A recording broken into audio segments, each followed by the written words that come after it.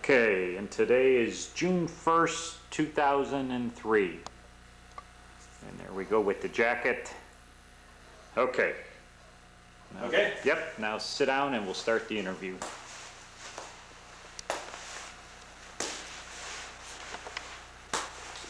Yeah, there was a big crowd, a lot of people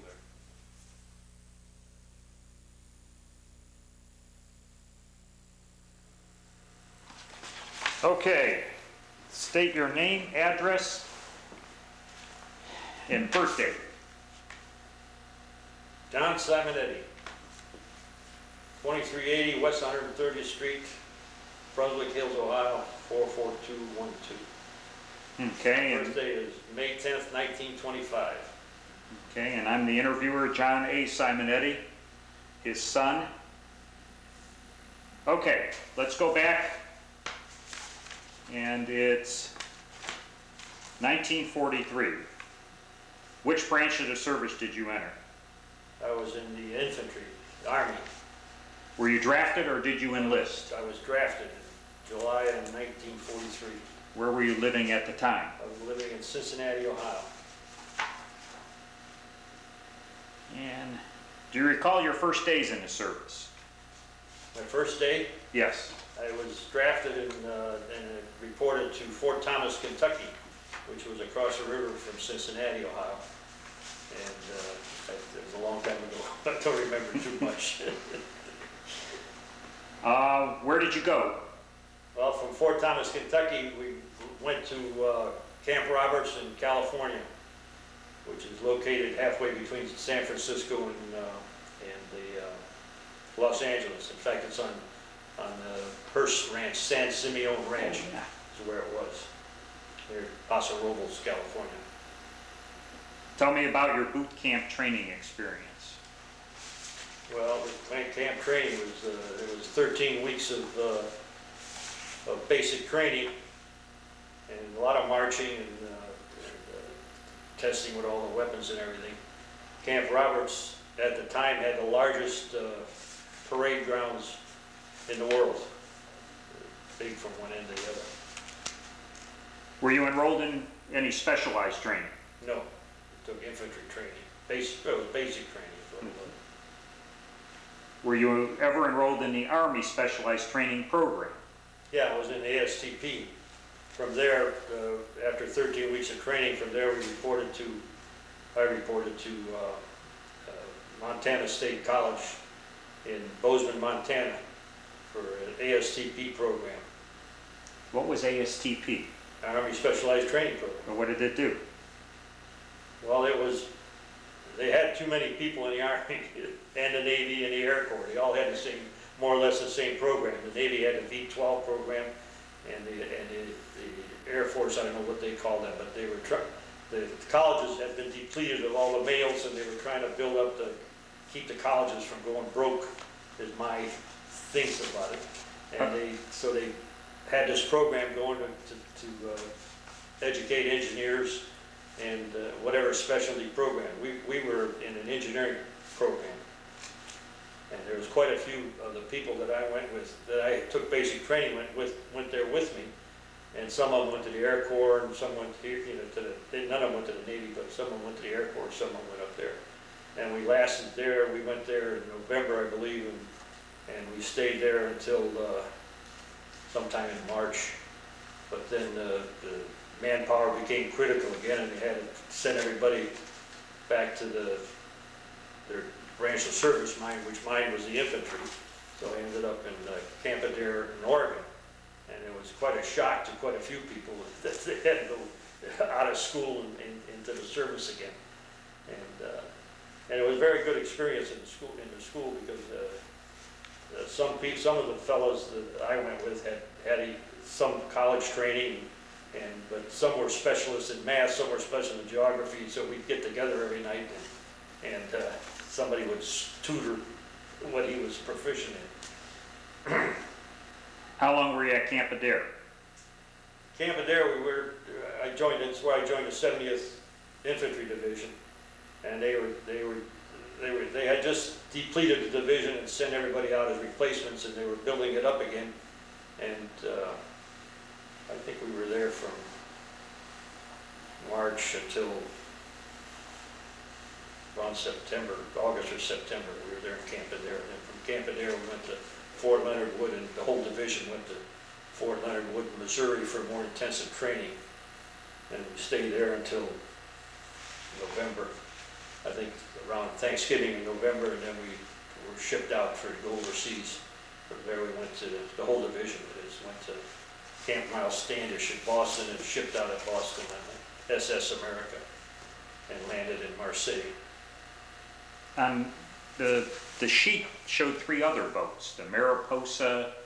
Yeah, well, there was about 3 boats for the whole division. Okay. Yeah, I was on the SS America, or the West Point, I know they called it a couple of names. It was a huge, well, at one time it had been a luxury liner. How were the conditions on the boat? They were fine, it was like the sea going. Yeah, it was fine, it was a huge boat and we had no problems. We went through the Straits of Gibraltar and never had a problem. It was nice weather and it was no problem at all. Any fear of U-boats or anything like that Well, at that point in time? We had no problem, let's put it that way. Where did you arrive? We arrived at Marseille, in France. How did you disembark? Was it simply pull up to port? I really don't remember. Was it on LSTs, onto the beaches type landing? I really couldn't say. Okay. We ended up camping outside, I had put tents up, a big tent ground outside, just outside of Marseille.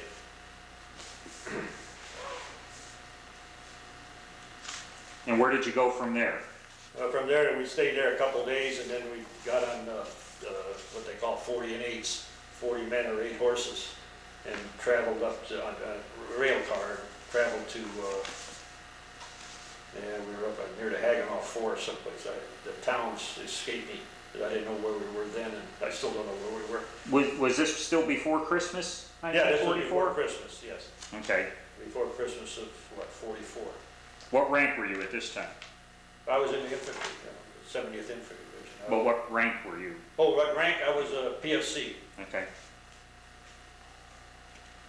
What, if anything, happened then? Well, we got out just before Christmas, and our division was kind of broken up, and they called us Task Force Heron or something.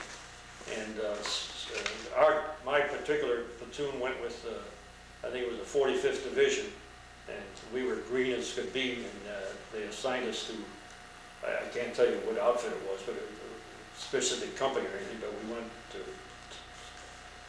give them a hand, the 45th Division. It was cold. In fact, that winter was the coldest winter on record for years and years and years. The whole winter, a lot of snow. When did you first see combat? Well, somebody was shooting at, we were up there at night and somebody was shooting at us, that's all I can tell you, I don't. And we were huddled in the ditch there. Because we didn't know what we're going or who was the boss or who was in charge of us or anything. We were kind of lost, to tell you the truth. What do they call it? The foot disease? Trench foot. Trench foot. Yeah. Any trouble with that? Well, I didn't have any trouble with it. I always carried, you had these boots and they had what they call a shoe pack. It was like, oh, I can't think of a word. They were about a half-inch thick, and you put them in your boot, and then your foot would slip into them. So you always had an extra pair of the shoe pack. No, I can't think of it. Were they like baggies? Huh? Really? No, it was. Like an insole? Yeah, it was about a half-inch thick, and it was. No, I can't think of the word what I call it. But your foot would fit it. They would be on each side of your foot and underneath your foot, and then you would have an extra pair. You'd keep it inside your shirt all the time to dry out. See, and whenever you got the chance, you transfer one to the other and put the other ones to dry out and keep them warm. And sometimes the trouble with a lot of people, they didn't do that, and your boots weren't waterproof. You know, your feet would get wet and cold and so forth. You had to keep. If you had the opportunity, sometimes you didn't have the opportunity to do that, but you had to have the opportunity to change. Was the equipment adequate because I've read some of the books where they say for winter time, Well, we had. American we had- soldiers really didn't have adequate Well, we equipment. had enough, yeah, we went over there in December, I think maybe the ones that didn't have adequate, who had been there, never got supplied with anything else. We came with it, so, I mean, we left the States in the wintertime, we got there in the wintertime, and I can't say, maybe by today's standards, it could have been a heck of a lot better, but at that time, it was adequate, but, today it wouldn't be adequate. If you try to judge what you had then with what you have now, it's two different stories.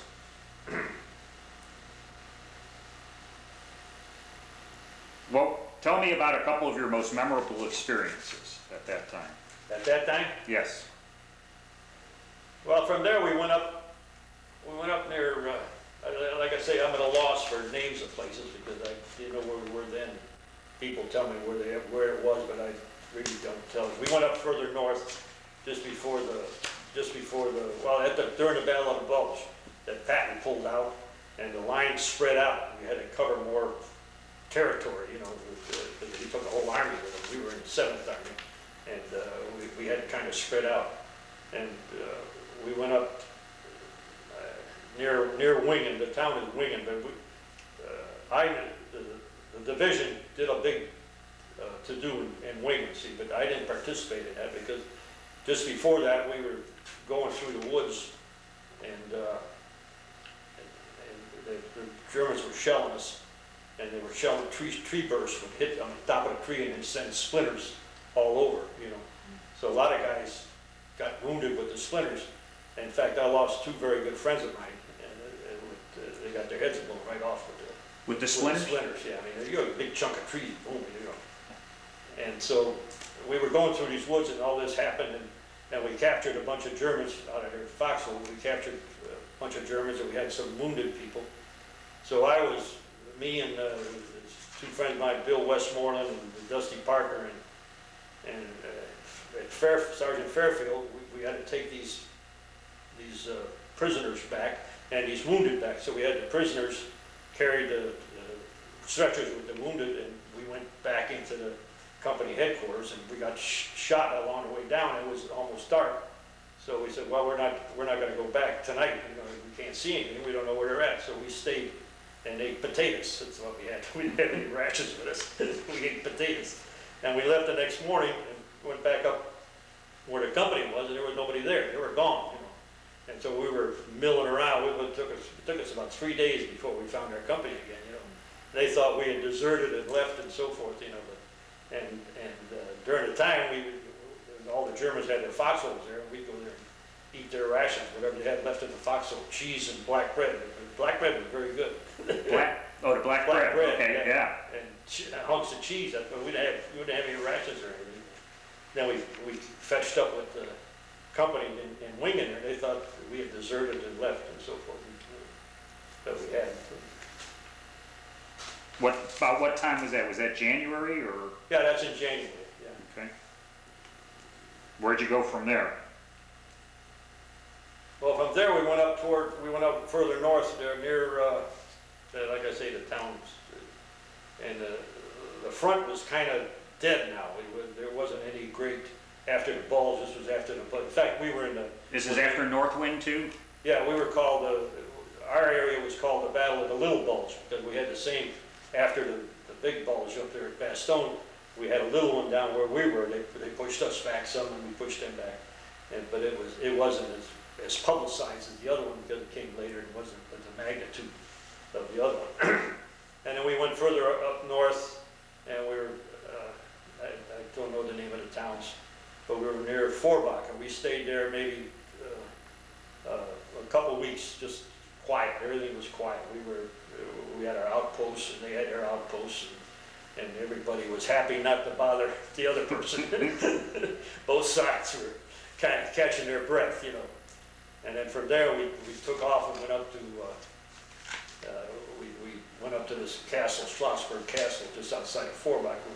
We had to take Forbach because that was near Saarbrücken, which was along the Saar River there. They wanted to cross that eventually, and that was near the end of January, end of February. around there sometime. Yeah. Yeah. Anyway, we went up there and we were outside of, we were on this field, and there was a bunch of trenches in the field. There was a series of trenches, and we were in this series of trenches, and they were shooting at us, you know. Sniper was sniping at us. I said, well, I've got to see where the sniper's at. So I stick my head up, and a bullet hit the helmet, and I had a big gash through my helmet, you know. Yeah. Did you look anymore after that? No, I didn't look at it. That was enough. Anyway, from there we took off and we went up to we took this castle, Flossburg. It wasn't much of a castle, it was a tower is what it was. They called it a castle. But it was a tower, big room. There was a big room in this tower, you know. And it overlooked Forbach. Forbach was right, Forbach was a good sized town. And it looked down and we took that during the evening, and the Germans had deserted, you know, and we took over their foxholes. But that night they attacked us. They came back up the hill at us, and Captain Andrews, our captain, I was in the tower with him, and so he called artillery and mortar shell on the Germans, because our guys were all in the foxholes, and they were all coming up the hill, you know, so he called all and they were down, and the Germans were shooting, their tanks were down below near Forbach, and they were shooting at us with 88 millimeters on the tanks. And in this castle, there was one big window, not a window, but, well, I guess you call it, there was no window, but it was this opening, one large opening. And we were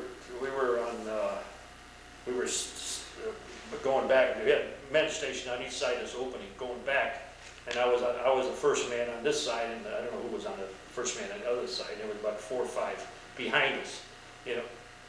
Pardon me.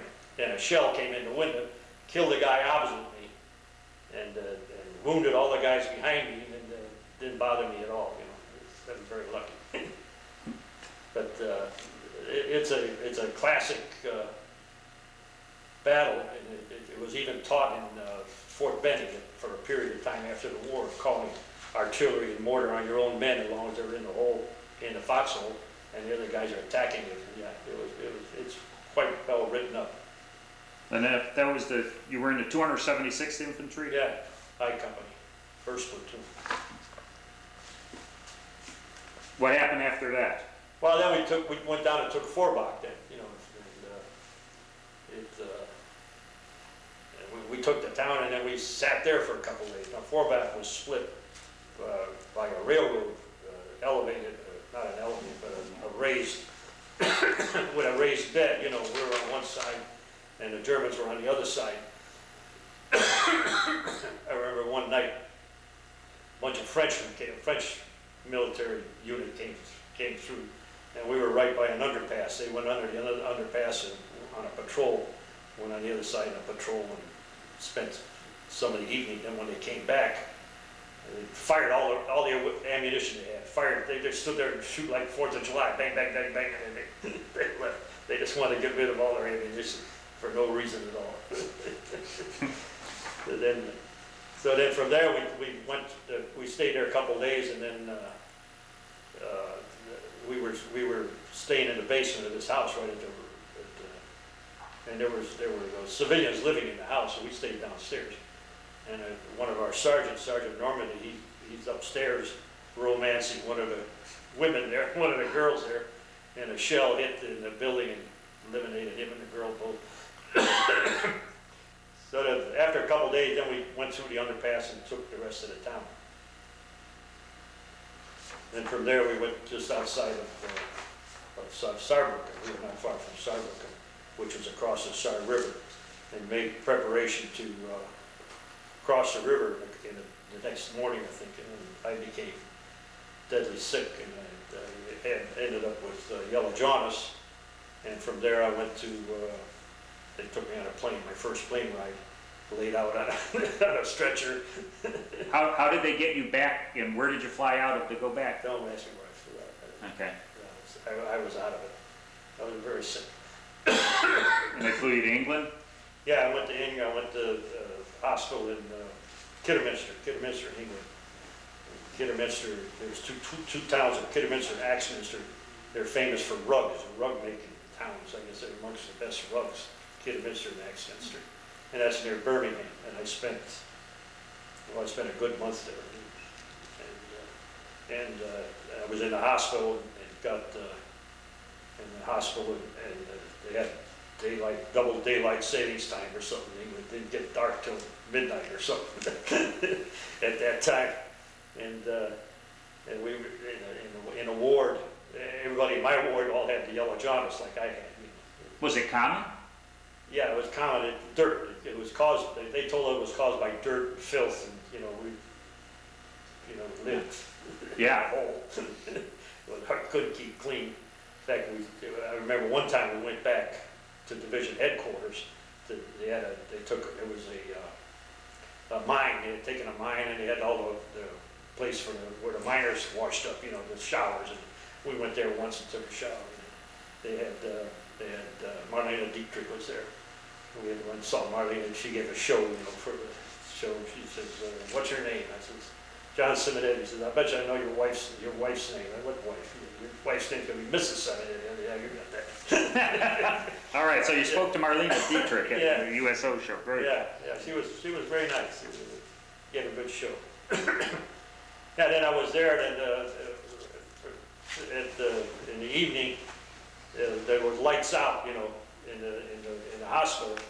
And then when the lights went out, it was like everybody blew a whistle. Everybody got up. You had guys with crutches and hobbling, and the guys helping other guys. They all go down to the local pub. We'd all go down to the local pub. They spend the rest of the night drinking and so forth. And one night, the MPs had a raid. The raid took everybody, put them in a jail.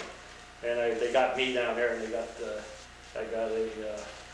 I got court-martialed. I was a sergeant. I was a sergeant at the time, and they court-martialed me. And then thank you. When I went back to my company after, I was there till VE Day, got discharged. I got discharged from the hospital on VE Day, and got a 2-week furlough starting VE Day, and I stayed in Kidderminster. Some of the guys got furloughed. They went to London for a day or two, and they came back to Kidderminster. So it's way more fun here in Kidderminster. Do you remember the name of the pub there? No, there was a million of them. But anyway, when I got back to my outfit after that, they gave me a good conduct medal. I just got court-martialed, and they gave me a good conduct medal. Did you get any other medals or citations? No, just the usual. I had a combat infantryman's badge, and ETO with 3 clusters, and I don't know, victory medal, and I don't know what else they have. They had all kinds of. Then there's a bunch of more you can get. I guess every country over there at that time, France and Belgium and Luxembourg, and if you send enough money in, they'll send you a medal for your services. They do. Well, what happened after VE Day? What were you doing when you went back over there? Well, I went back. We were on Army of Occupation, and at the time you accumulated points by your length of service and where you served and so forth, and people with the most points were sent back home. And I didn't have that many points yet, and I ended up, from there I went to they disbanded the 70th Division. I went with the 3rd Division, and then the 3rd Division, they sent them back home, but I didn't have enough points to go with them. I went with the 78th Division, and while I was with the 78th Division, they were looking for, if anybody was interested in going to school. I said, yeah, I'll go to school. So they had an opening with the British Army, and I became a member of the British Army, and I was sent to Göttingen, Germany, the British College. I can't think of the name. British College, the Rhine Army. It was a Rhine Army. Anyway, it was right in the university, which is one of the oldest universities in the world. That in the University of Heidelberg, I guess, is another one.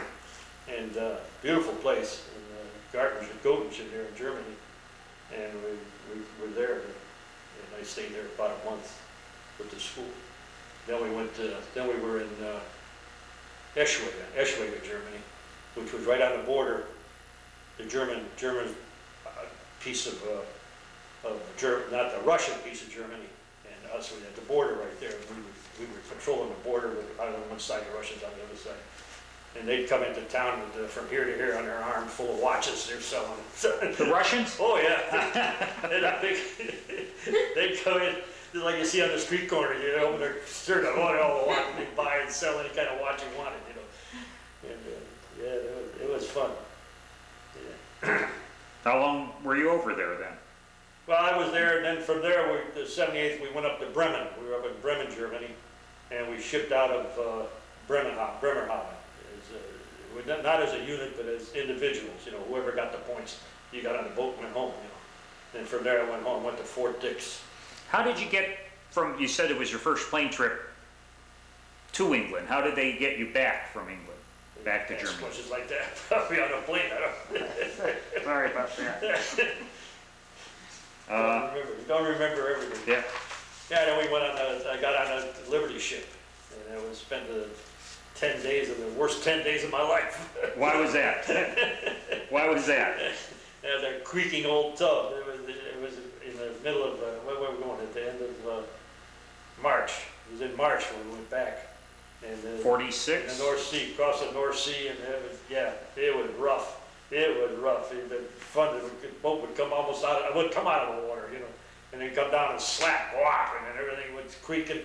And we were in there, it's about 6 or 7 deep on bunk beds, and one on top of the other.